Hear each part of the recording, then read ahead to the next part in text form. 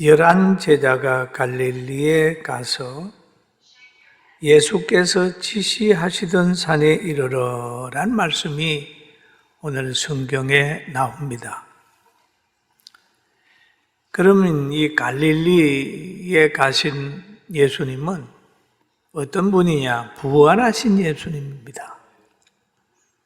부활하신 예수님. 예수님이 평소에도 나는 십자가 지고 난 후에 부활해서 갈릴리에 간다 말씀했었는데 그게 가셨어요.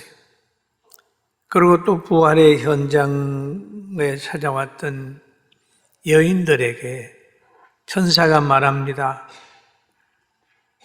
예수님은 이 무덤에 계시지 않고 부활하셔가지고 너희보다 먼저 갈릴리로 가셨다.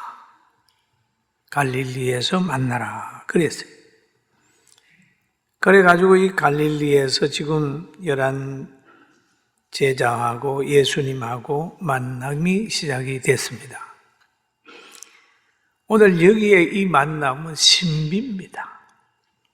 십자가에 돌아가셨던 예수님, 달렸던 예수님이 살아나셔서 갈릴리에 있는 예수님 제자들과의 만남이다.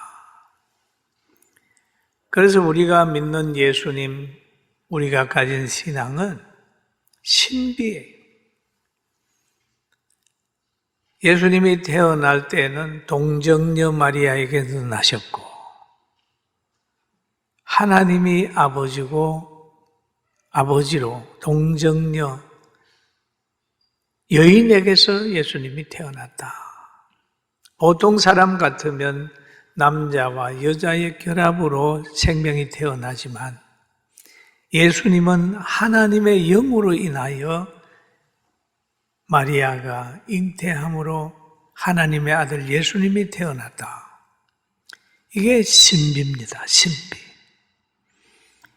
그리고 또 예수님은 인간의 모든 죄를 위하여 십자가상에서 다 죄 문제를 해결하고 다 이루시고 무덤에 장사된 지 사흘 만에 부활하셨다. 그것도 신비입니다. 사람이 설명을 할 수가 없어요. 그러니까 성경 말씀은 그냥 믿으라고 그러니까 믿는 거예요. 할렐루야. 믿는 거예요. 그 방법밖에 없어요. 이 성경을 가지고 어떻게 한번 연구해 볼까 그래가지고 이성과 지성을 동원하고 과학과 모든 걸 동원해서 증명하려고 그러면 할 수가 없어요. 신비예요. 오늘 하나님의 말씀을 믿는 신비적인 축복을 여러분들이 다 받고 드리고 있으니 여러분 우리 모두에게는 축복입니다. 할렐루야. 이거는 하나님이 믿음을 선물로 줘야 믿어지는 거예요. 아무리 믿으려고 노력해도 하나님이 은혜 안 주면 안 믿어지는 게 복음입니다.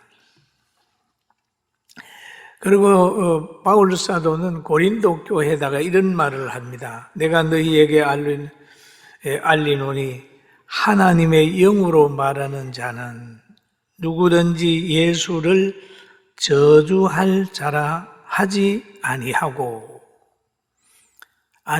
또 성령으로 아니하고는 누구든지 예수를 주시라 할 수 없느니라 라고 했어요.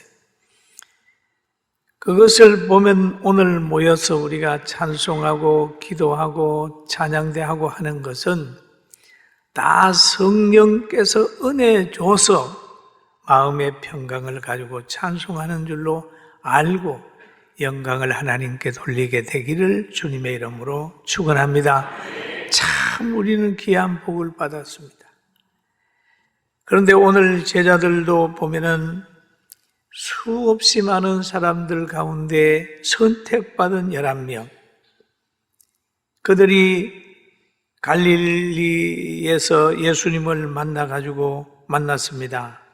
이때 17절을 보니까 이렇게 얘기를 합니다. 예수를 배웠고 제자들이 예수를 배웠고 경배하나 아직도 의심하는 사람들이 있더라 그랬어요. 그럼 어떤 사람은 믿고 경배하는데 어떤 사람은 의심하고 있다는 거죠. 여러분, 그들 제자들 뿐만 아니라 오늘날 우리들에게도 그렇습니다. 어떤 사람은 모태의 신앙인데 예수님의 존재와 성령의 역사와 하나님의 약속에 대한 의심, 궁금증을 가지고 있는 사람이 있을 수 있어요. 그런 사람들에게는 늘 만족이 없습니다. 신앙생활하면서 기쁨이 없고 신앙생활하는 게 자꾸 짐스럽게 느껴지고 시간 낭비처럼 느껴질 때가 있어요. 왜? 믿음이 없기 때문입니다. 또 보면은 예수님께서 나와 말씀하여 이르시되 하늘과 땅의 모든 권세를 내게 주었으니 라는 얘기를 하죠. 그 제자들을 보고 하는 말이 하늘과 땅의 모든 권세를 너에게 주었다. 얼마나 큰 권세입니까? 제자들이 받은 그것이 대단히 큰 거예요. 하늘과 땅의 권세, 하나님이 가진 능력을 예수님에게 주었다면 예수님은 그 권세를 제자들에게 너에게 주었다. 그럼 하늘과 땅의 권세, 마태복음 16장에도 그런 얘기가 나옵니다. 베드로가 그러는 거예요. 예수님을 누구냐고 물었을 때에 주는 그리스도시요 살아계신 하나님의 아들입니다. 그렇게 말하니까 예수님께서 대답하십니다. 바요나 시몬아 너가 복이 있도다. 그렇게 말씀을 한 다음에 너는 베드로라 이 반석 위에 내 교회를 세우리니 반석 위에 교회를 세우리니 음부의 권세가 이기지 못하리라 라는 말씀을 하고 계십니다. 그럼 반석 위에 교회를 세우면 음부의 권세가 시비를 걸어온다는 얘기입니다.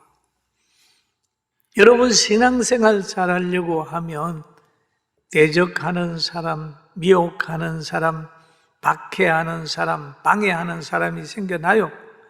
그런데 하나님의 말씀에 굳건히 서 있는 사람은 흔들리지 않는 거예요. 흔들리지 않아요. 그러면서 말씀하시기를 내가 천국 열쇠를 내게 주리니 내가 천국 열쇠를 내게 주리니 내가 땅에서 무엇든지 매면 그렇죠.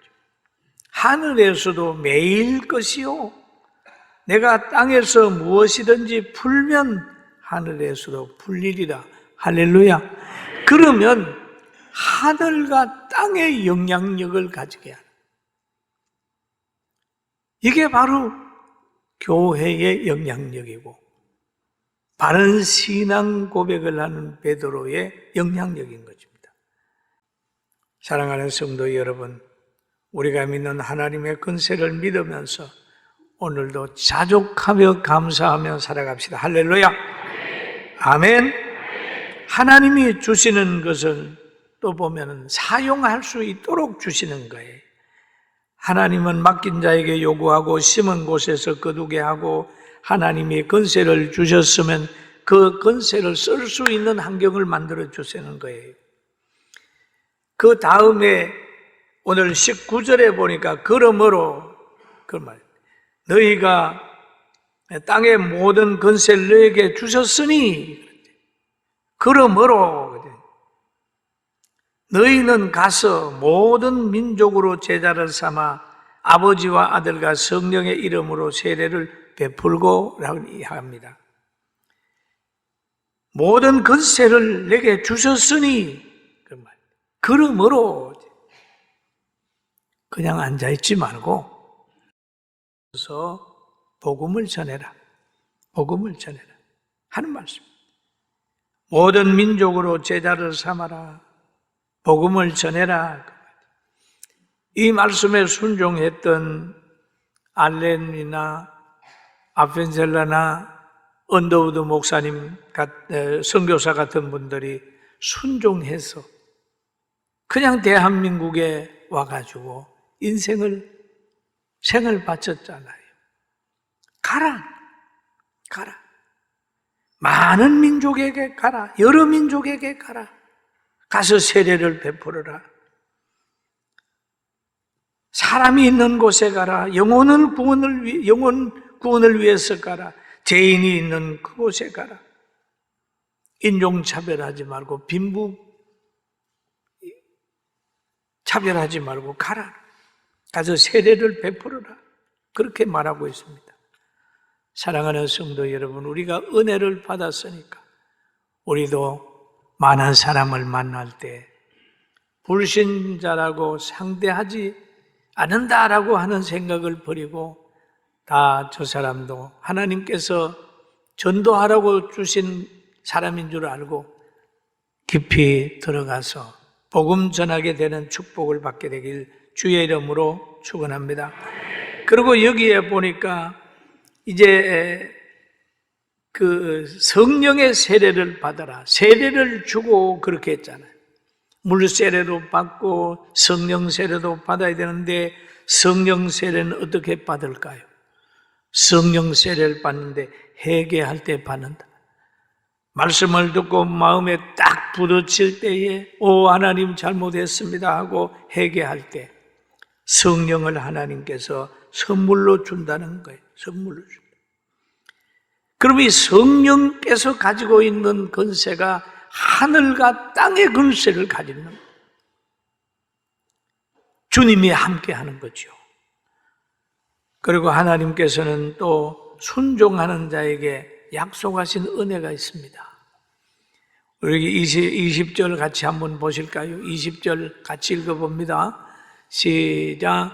내가 너희에게 분부한 모든 것을 가르쳐 지키게 하라. 볼지어다 내가 세상 끝날까지 너희와 항상 함께 있으리라. 아멘. 그러잖아요. 내가 너희에게 분부한 모든 것을 그러죠. 분부한 모든 것이 뭐가 있을까요? 하나님이 우리에게 분부한 모든 것이 뭐가 있을까요? 예수님이 제자들에게 분부한 모든 것이 뭐가 있을까요? 예수님께서 제자들을 부른 다음에 산에 올라가서 가르친 내용이 있죠. 심령이 가난한 자는 복이 있나니 팔심을 가르쳤어요. 그 다음에 또 가르칩니다. 너희는 세상의 소금이다. 빛이다. 그걸 가르쳤어요. 너희 존재를 알아야 돼. 세상의 빛이야. 소금이야. 소금이 마실 이러면 안 돼. 그렇게 가르쳤어요. 노하지 마라. 율법주의자가 되지 마라. 간음하지 마라. 맹세하지 마라. 악한 자를 대적하라. 악한 자에게 굴복하지 마라. 마귀는 대적해라.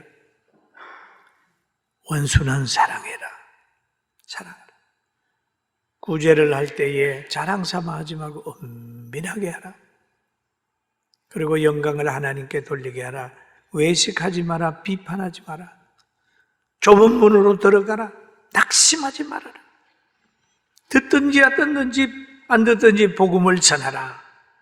이 주님의 가르침이 참 많아요. 내가 분부한 모든 것을 가르쳐라. 너가 가는 그 사람들에게 가르치는데 가르쳐서 지키게 하라. 지키게 하라. 세상에서는 보면 가르치는 데 끝나지만은 하나님의 말씀에는 가르쳐 지키게 하라. 사랑을 가르쳤으면 사랑을 실천할 수 있도록 만들어라. 사랑을 실천할 수 있도록 본을 보여라. 함께 사랑하라.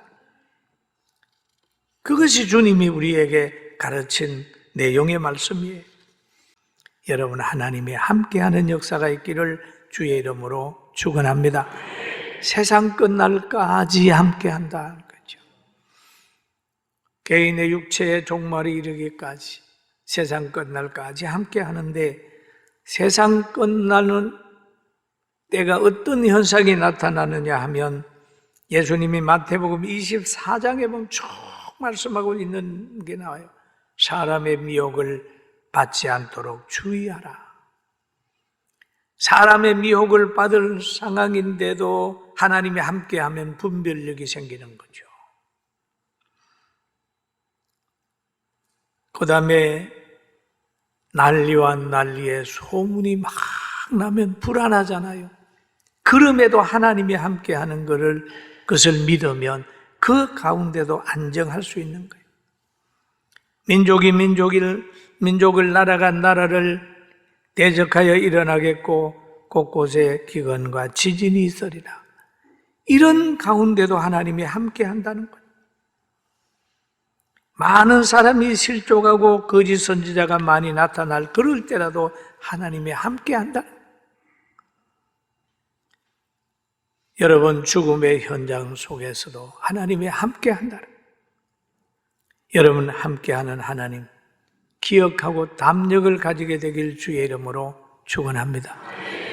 제가 시골에 살 때에 시골 집은 그렇잖아요. 화장실이 굉장히 멀리 있잖아요. 그죠? 그런데 밤에 아주 어릴 때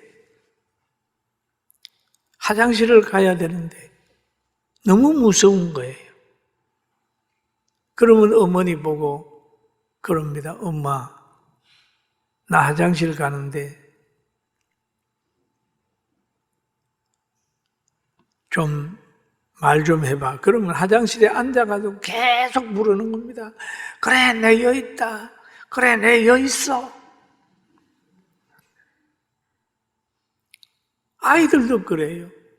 멀리 저 있으면 말 소리가 들릴 정도 되는데 내 여기에 있다. 여기에 있어.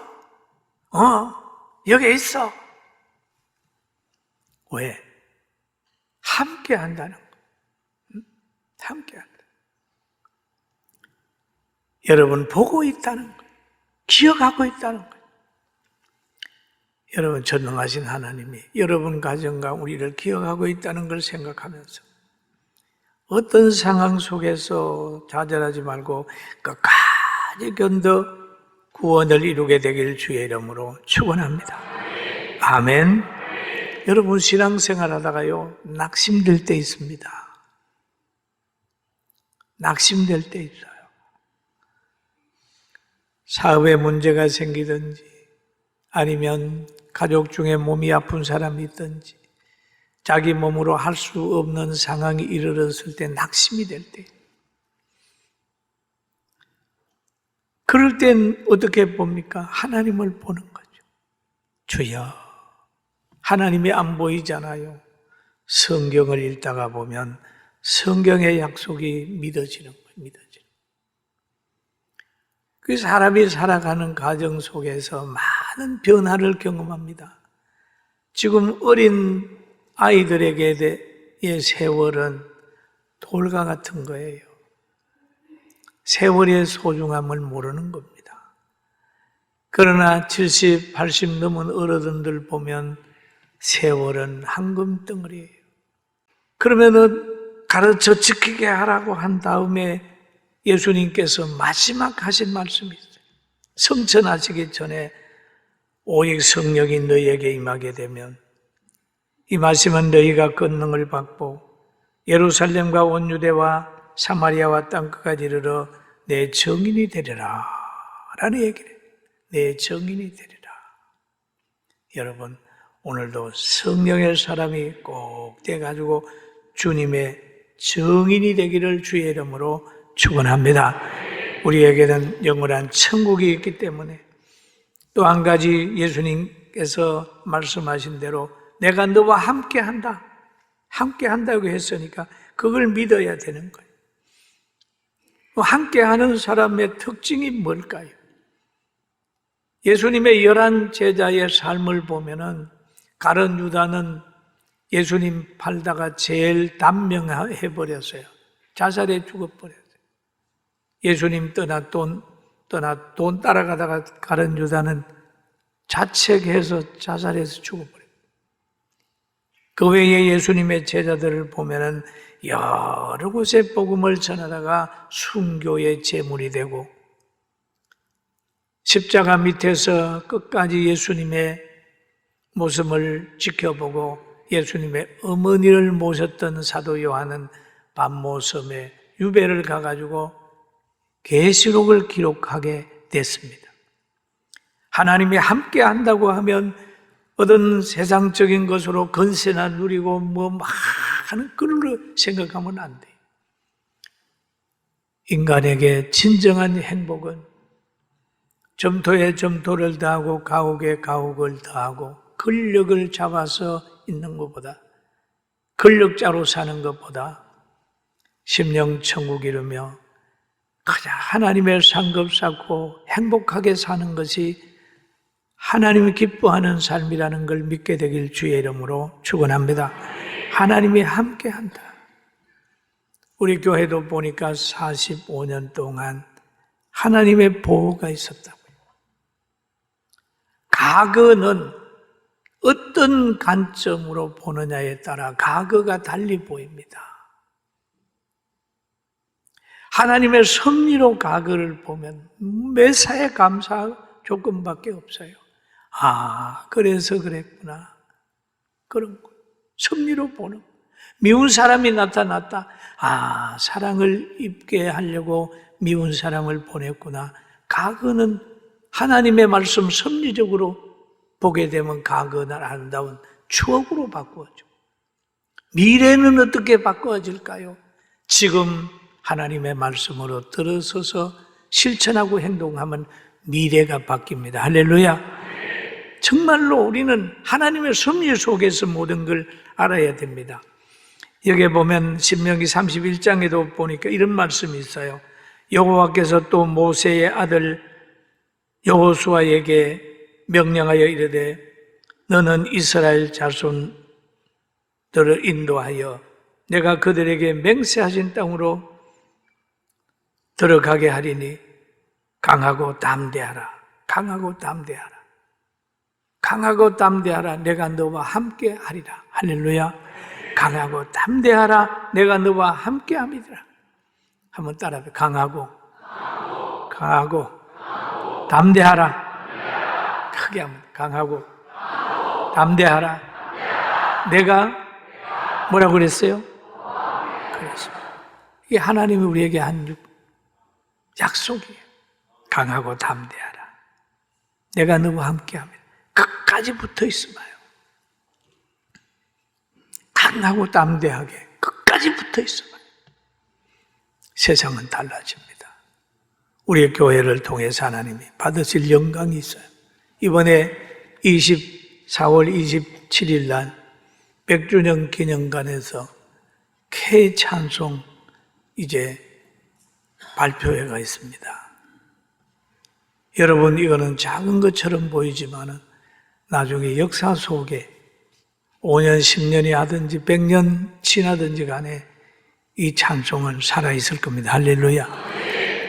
있는 거예요. 굉장히 중요한 거예요. 나라를 살리고 뭐 하는 것은 많은 사람이 아닙니다. 한두 사람. 지도자, 진정한 지도자. 우리나라를 위해 기도하고 또 강하고 담대하고 하나님이 나와 함께 한다는 믿음을 가지고 그냥 허송세월 보내지 말고 내일의 나의 종말이 온다 할지라도 오늘 계획하고 똑바로 살고 사랑 실천하며 사는 우리 모두가 되길 주의 이름으로 축원합니다.